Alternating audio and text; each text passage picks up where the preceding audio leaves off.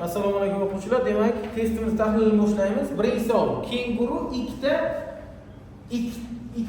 ta yuzlikni debdi.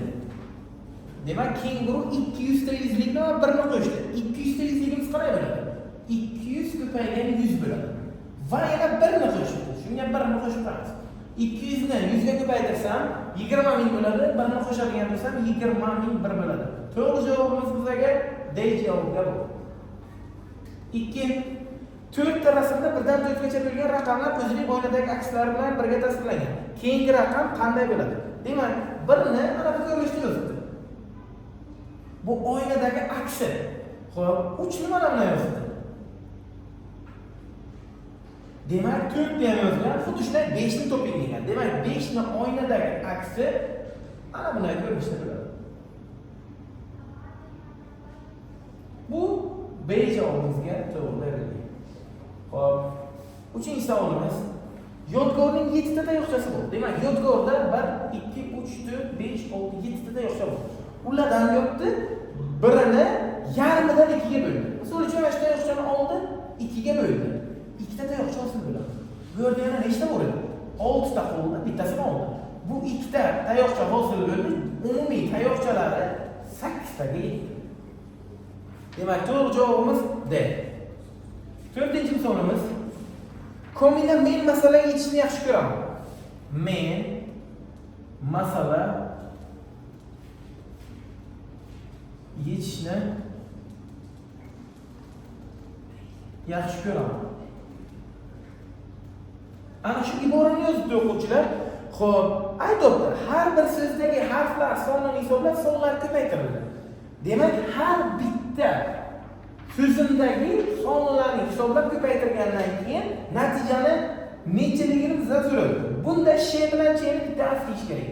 Sh va ch ni bitta harf deb qarashimiz kerak. Birinchi men 3 ta harfdan iborat, masala 6 ta, yetishni 1 2 3 4 5 6 7 ta, yaxshi 1 2 3 4 5 ta. Ko'raman 1 2 3 4 5 6 7 ta. Demak, bizga ko'paytiriladigan sonlar 3 6 7 5 7. Hammasini ko'paytirsam oxirgi javobim 4400 chiqadi. Y javobi berilgan bo'ladi. Demak, har bitta xo'p, so'zimdagi harflar sonini hisoblab ko'paytirish kerak. 5-masala. Xo'sh, Po'lat va Anora o'zining tug'ilgan kunini 16-marta nishonlaydi. Demak, Po'lat bilan Anora bir kunga tug'ilgan ekanlar, 16-mart. Lekin Po'lat tug'ilganda Anora 3 yoshda ekan. Po'lat tug'ilgan o'quvchilar Anora plus 3 yoshda bo'lgan.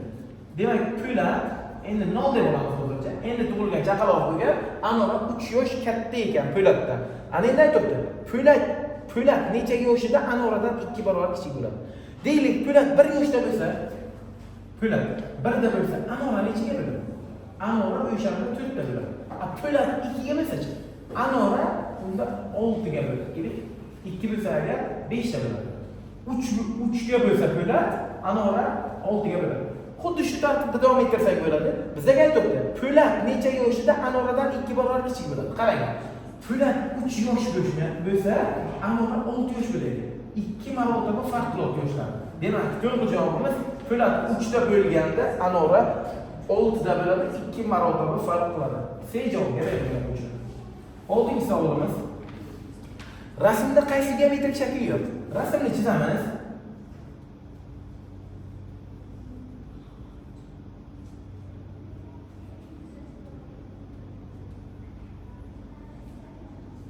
Ana shunaqa rasm berilgan bizga.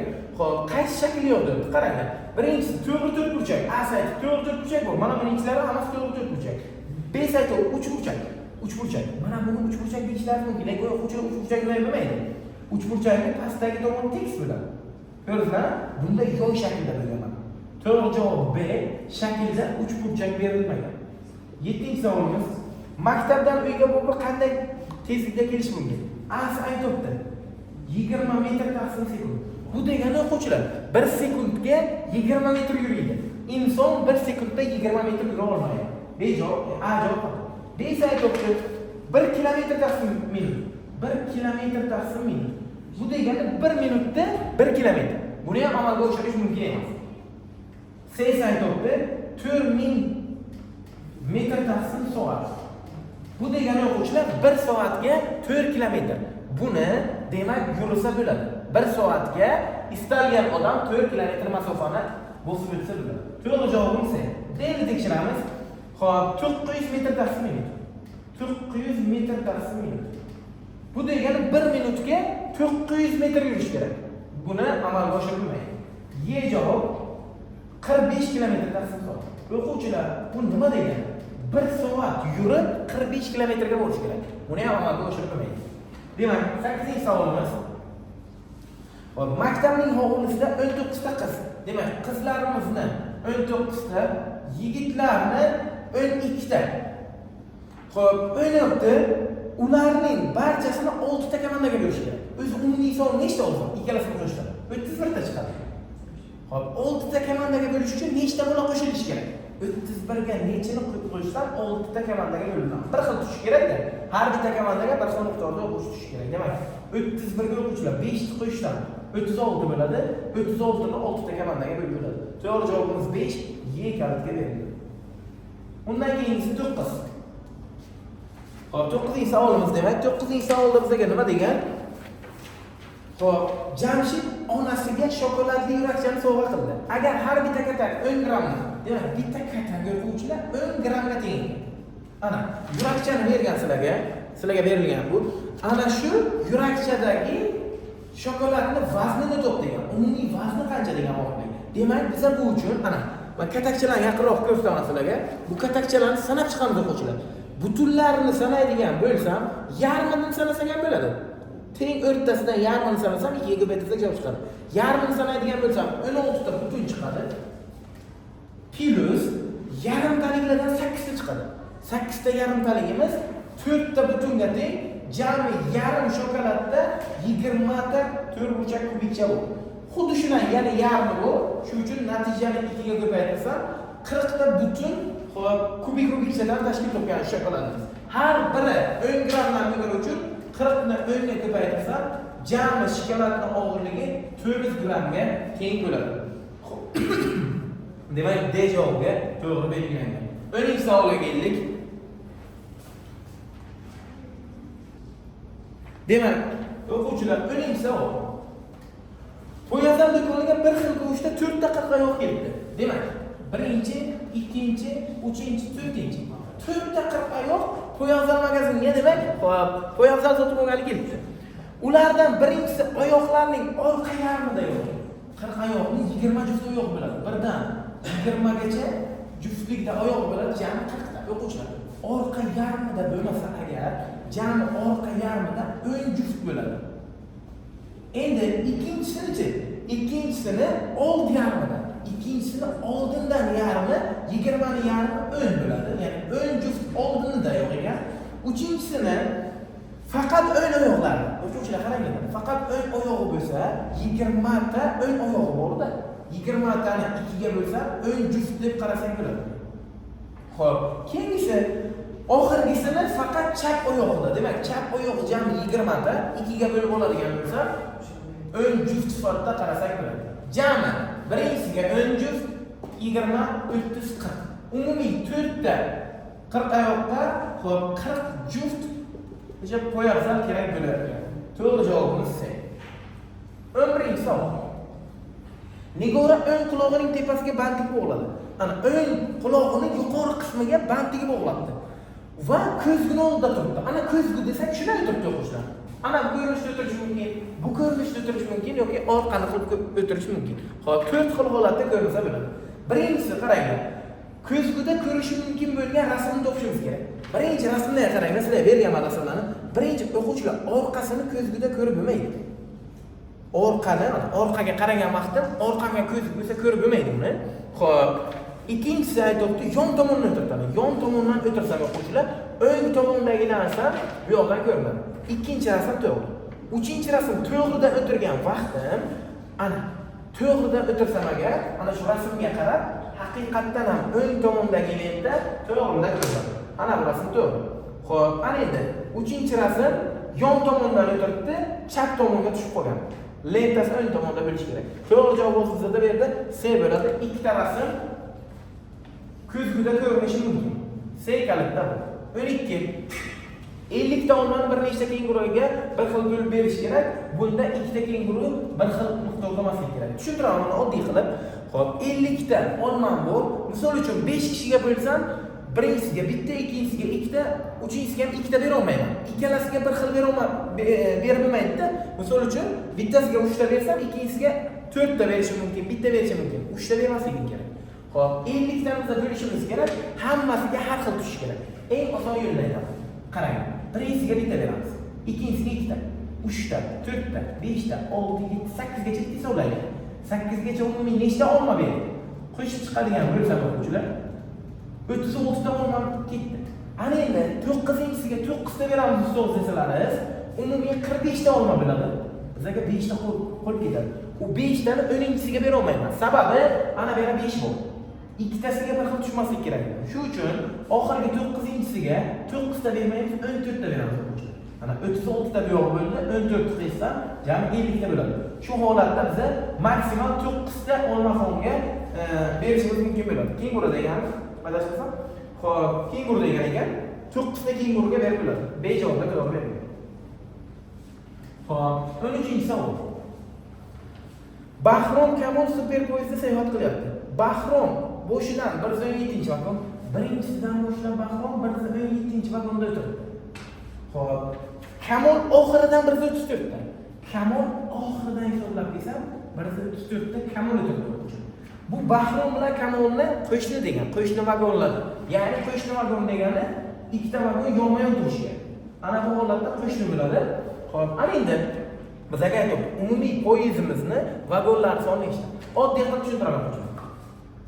5 dan boshlab 100 gacha nechta son bor keladi desam, ko'pchilik aytadi. Ustoz deydi, 100 dan 5 tadan 95 ta son bor deydi. Ana shu javob ko'pchilik bo'ladi, lekin buni xato qilgan bo'ladi. Sababini tushuntiraman. 1 dan 100 gacha sanasam 100 ta bo'ladimi? Bizga boshidagi 4 tasi kerak emas. 5 dan boshini oldi, 4 tasi kerak emas. 100 ta sondan 4 tani ayirsa, to'g'ri javob bo'ladi. Xuddi ana shu masalaga, ana shu ketma-ketlik bo'yicha hisoblaydigan bo'lsam, 117 bo'lsa ko'p o'quvchilar 34 qo'shadi. Keyin javobni qidiradi. 251 bor. Ha, 251 yo'q, test xato yo'q, uni emas. Xuddi ana misolga o'xshab ketadi. Demak, bitta natijani qo'shib olish kerak. Sababi biz bu yoqdan sanaganda ham, bu yoqdan sanaganda ham 2 marta qo'llab ketamiz. Shu uchun ham ana bu yerda xuddi ana masalaga o'xshaydi. Oddiy misolda tushuntirdim bu yerda.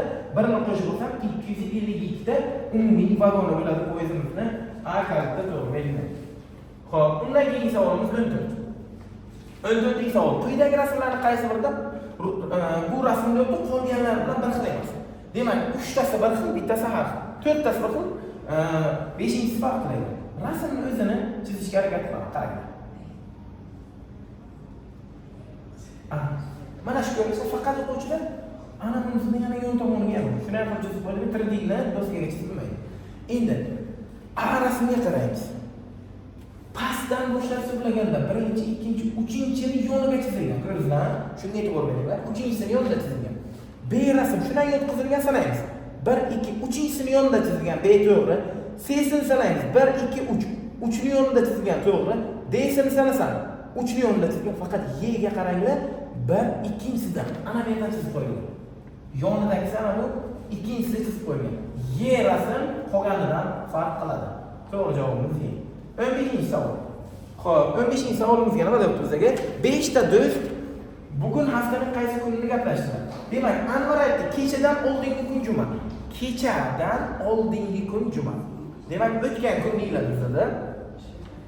Kecha shanba bo'ladi, undan oldingi o'tgan kun demak, yakshanba bo'lishi kerak. Xo'p, Anvarning aytishi bo'yicha valaytda indinga seshanba bo'ladi. Agar yakshanba bo'lsa, erta nima bo'ladi? Dushanba bo'ladi. Indinga seshanba bo'ladi. Demak, variant o'ylayapti. Yakshanba bo'lsa agar, indinga seshanba bo'ladi. Sardor aytdi, kecha shanba edi. Bugun yakshanba bo'lsa deyapti. Xo'p, kecha shanba edi degan gapni aytdi. Demak, kecha shanba bo'lsa, bugun yakshanba bo'lsa, kecha shanba bo'ladi. Bunisini ham gapi to'g'ri. Xo'p, Doniyor aytdi, ertaga dushanba bo'ladi. Bugun o'quvchilar yakshanba bo'lsa, ertaga haqiqatdan ham dushanba bo'ladi. Doniyorning ham to'g'ri. Oxirgi saytda Ergash bugun payshanba. Yo'q, bugun payshanba emas. Ana bu to'rtalasi. Bugunni yakshanba deb bo'ldi, bitta Ergash aytdi, bugun payshanba deb. To'g'ri javob Y. Ergash xato yapadi. 16-savolimiz. Xo'p, stolda 5 burchak, 6 burchaklar bor. O'quvchilar 5 burchakimiz bor. 5 burchakni bilasizlar, 5 ta burchak bo'ladi. 6 burchagimizga 6 ta burchak bo'ladi. Xo'p, jami o'quvchilar nechtadir 5 burchak bor, nechtadir 6 burchak. Umumiy hammasining soni 37 ta ekan. Ana endi qaranglar, agar bizda 5 ta 5 burchak bo'lsa, 5 ta 5 burchak. Jami nechta bo'ladi? 25 ta 3 bo'ladi. Ana endi 37 ta 3 dan 25 dan esa 12 ta qoladi. 12 tani 6 burchakdan 2 taga to'g'ri keladi. Demak, bizga stolimizning ustiga 2 ta 6 burchak, 5 ta 5 burchak bor. To'g'ri javobim 5, Y kaltda beriladi. 17-savol. Endi bitta tekshirib chiqish kerak buni. Agar 1, 2, 3, 4, 5 deb bergan, prямо men 5 dan tekshirdim, to'g'ri javobga keldi. 17-savol. 4 xonali son 5 raqamidan boshlanadi. Bitta 4 xonali sonimiz bor ekan. 5 dan boshlanadi ekan. 5 A B C deyman. Qolgan 3 ta raqamni bilmaganim uchun A B C deb bo'ldi.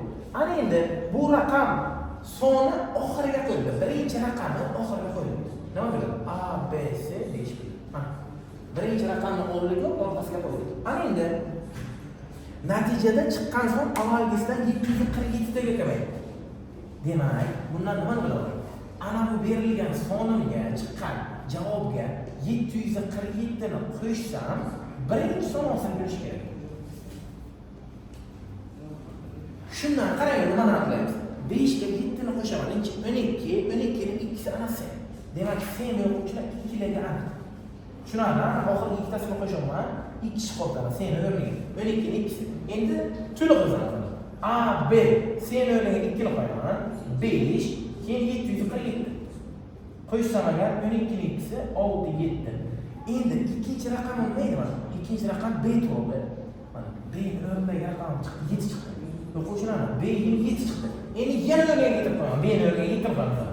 A 7 2 5 747 ni qo'shamiz.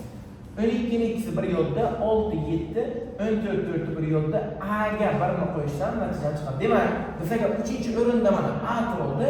A ni o'rnidagi son ham chiqdi, ama 4 chiqdi. Demak, 3 ta son ham chiqdi.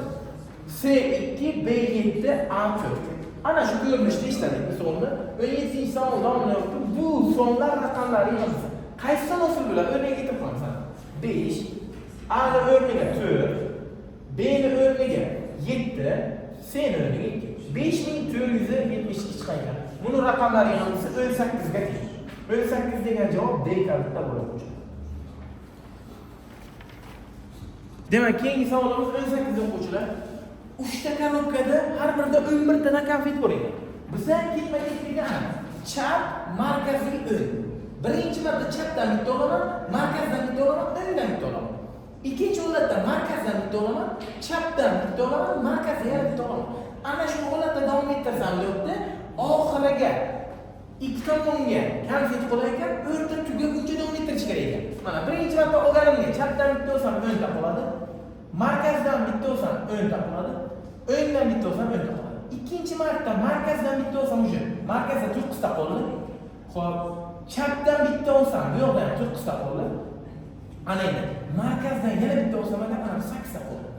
Xuddi shu tartibda davom ettiraversam deyapti. O'rta tugagandan keyin ana bu ikkalasida qaysi birida ko'p qolsa, o'shani konfetlar soni kerak deyapti. Xuddi ana shu paketda davom ettiramiz o'quvchilar. Bunda hozir o'nta bo'lib qoldi. Endi nima bo'ladi? Chapdan yana bitta olaman, 9 tadan bitta olsam 8 ta.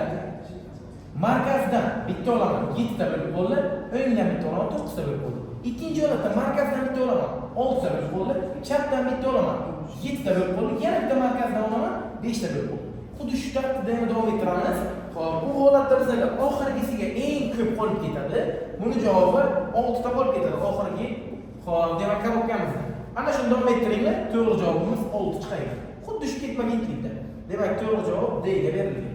Mana bu 19-savol. O'yin kubida har qanday qarama-qarshi yuzlari nuqtalar umumiy soni 7 ga teng. O'quvchilar. Ana bunaqa o'yin soqqasi bor. Doskaga chizdim. Bunga qarama-qarshi tomonlari 7 bo'lish kerak. Misol, ana bu yerda to'g'rida 1 turgan bo'lsa, uni orqasiga 6 turadi. Yon tomonga 4 bo'lsa, buni orqasiga qo'shilib 3 turishi kerak. Ana shu qarama-qarshi yoqlarni yig'indisi 7 ni berish kerak. Ana bu 6 ta shunaqani yopishtirib chiqdi o'quvchilar.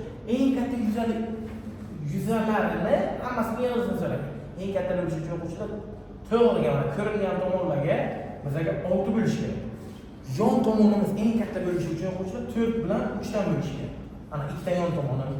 Shu holatda hisoblaydigan bo'lsam, yuqori qismiga o'quvchilar 2 tushib qoladi. 2 dan hosil bo'ladi. Mana shu ketma-ketlikni endi buni o'zim yasayolmadim men to'lab. Ana shu ketma-ketlikni barcha raqamlarni qo'shib chiqadigan bo'lsam, eng katta yuzasi o'quvchilar 96 ga to'g'ri keladi. 20-savol oxirgi savolimiz. Xo'p, raqamlar yig'indisi 4 ga teng bo'lgan 3 xonali sonlar nechta? Demak, raqamlar yig'indisi 4 bo'lish kerak. 3 xonali sonni raqamlar yig'indisi 4 bo'ladiganlarni o'qishimiz kerak. Birinchisi 130 ham. Raqamlar yig'indisi 1 ga 3, 4, 4 ga 0, 4 bo'ladi. Keyingisi shuni 3 bilan 0 jo'natamiz desam, 1 3 ham bo'ladi. Yana qaysi bor desalaringiz, 112. 1 bilan 2 jo'natamiz desam, 120 bo'ladi. Navbatdagi bundan keyingisi 211 ham bo'ladi. Ha, 211 ni ham nima raqamlar yig'indisi 4 bo'ladi. Xo'p, ana endi undan keyingisi 400 ni o'zi bo'ladi. 400 ham 3 xonali son, lekin 0,40 bo'lmaydi shu yerda. Ana 0 bilan 4 ni jo'natmasdan desalar bo'lmaydi, 3 xonali son bo'lmaydi. Xo'p, yana qaysi bor desalar 220 bo'ladi. Raqamlar yig'indisi va 202 bor. Shuni 2 bilan 0 jo'natmasdan, xo'p, ana shu holatda keladi. Yana bormi shu yerda?